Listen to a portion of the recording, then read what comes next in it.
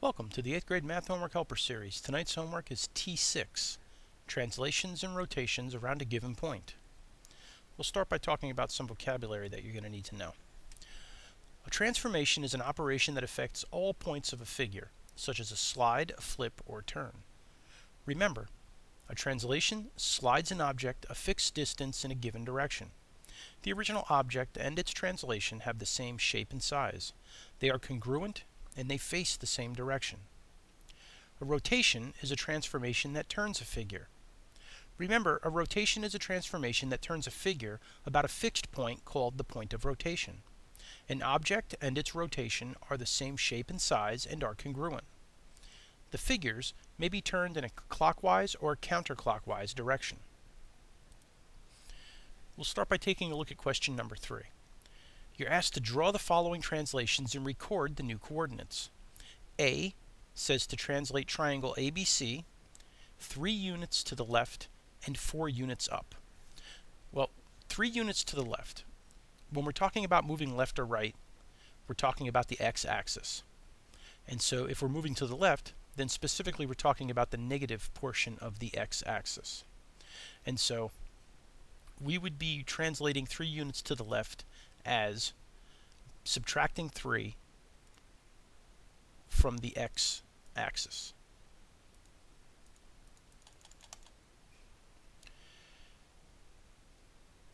Four units up, when we're talking up and down, we're talking the y-axis. So we would be looking at adding 4 to the y.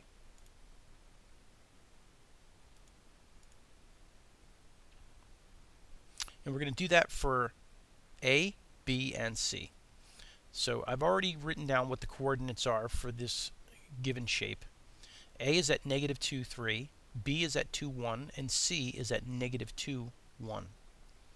So if we subtract 3 from all of our x's and add 4 to all of our y's, we're going to wind up with an A prime value of -5, 7. The point is plotted right there. A B prime value of -1, 5, which is right here. And a C prime value of -5, +5, which is right here. And if we connect those, we'll wind up with a triangle just like that. Now, for B, we're asked to translate this same triangle, ABC, 5 units down. Remember, up and down is the y-axis, so they're giving us a y value first.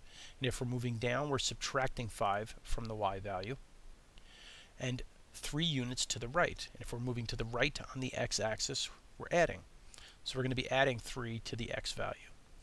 So we're going to take the original coordinate points for ABC, and this time we're going to add 3 for the x's and subtract 5 for the y's. And if we do that, we're going to get an A double prime value, because this is our second translation, of 1, -2. There it is right there. And we're going to get a B double prime value of 5, -4. There it is right there. And a C double prime value of 1, -4, which is right there. And again, if we connect the dots, we get that triangle. Question number 4, which is our next and last question. Draw the following rotations and record the new coordinates of the rotations. So A asks us to rotate figure ABC around point B, right here, counterclockwise. Counterclockwise means the opposite direction the clock moves in. The clock moves to the right, so we're going to be moving to the left, or in this case it looks more like up. In order to know how far we need to go, it's a good idea to draw a cross. And you want the cross to line up so that the part where the intersection is lines up with the point that is our rotation point. In this case it's point B. So I'm lining it up on point B. It's important to use the lines that are on the graph already, because you want your two lines to be exactly perpendicular. And what that's going to do is create 4 90-degree angles. And so as you move from this line to this line, you've made a 90-degree move. As you move from this line up to this line, you've made a 180-degree move. As you move from this line all the way over to here, it's a 270-degree move. And if you move all the way back, you're at a 360-degree move. Okay, We need to move 90 degrees. We need to move up or left to do that. And we're keeping point B exactly the same. So the best way to envision this is to imagine this straight line, which is on the red bottom part of my cross. It's going to move to this line right here. And that's going to look like that. I'll move the cross out of the way so it's easier to see. And then we need to figure out what the points are. A is now 5, 1. B did not change. It stayed at 2, 1. And C, which is now C prime, is at 5, 3.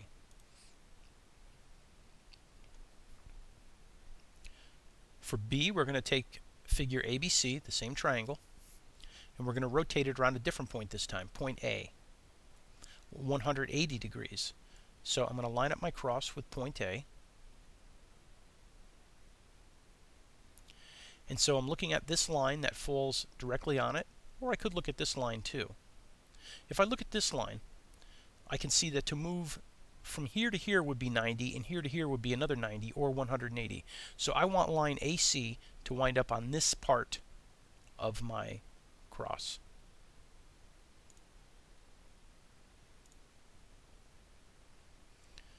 And I'll move the cross out of the way so you can see how that lines up. And I now have double primes. A stayed now at positive 2, negative 2.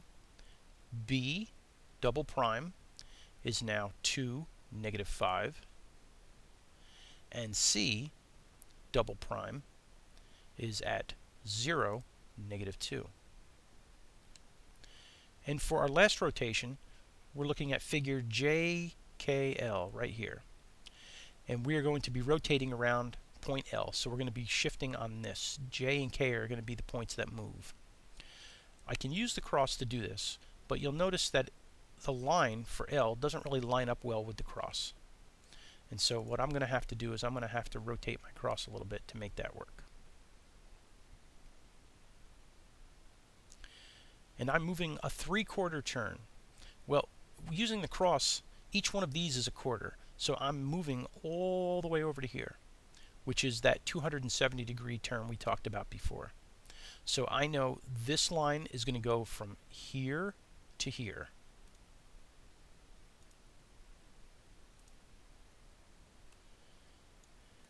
Get my cross out of the way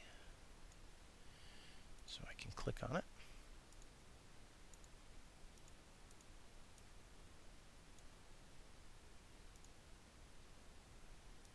There we go.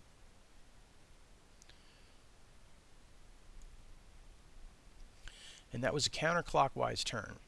So that means we went all the way around this way and came to the line.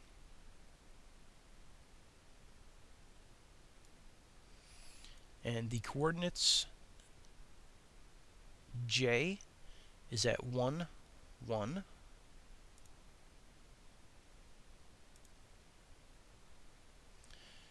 K is at negative 1, 3. And L stayed at negative 3, positive 2. Please use the work that was done for you tonight to help you to solve the additional problems that are on your homework. And remember, the key to success in math is not only working hard, but working smart.